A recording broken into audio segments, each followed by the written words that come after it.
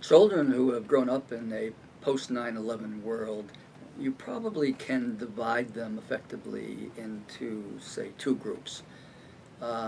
There's one group who had already been born and therefore were around. Let's say they were 3 or 4 years old, or even 2 or 3 or 4 years old, and were experienced the day themselves, mostly, of course, through the reactions of their parents.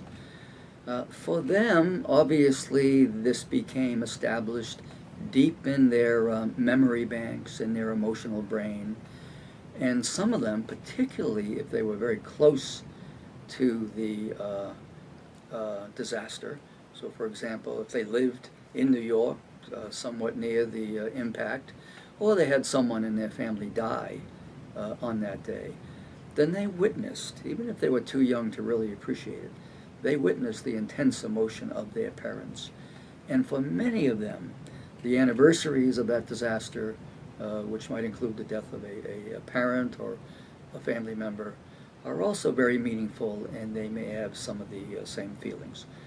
Obviously, for the younger children who were not born at that time and have only had the tragedy relayed to them, the impact is going to be somewhat less.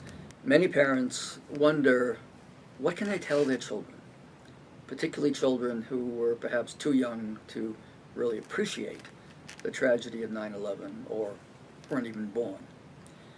And generally, the best strategy is to be fairly straight up with them, to explain that a terrible thing happened and many people were killed by some very evil people on the other side of the world, who and that these things do happen from time to time, but that really the country has gathered together.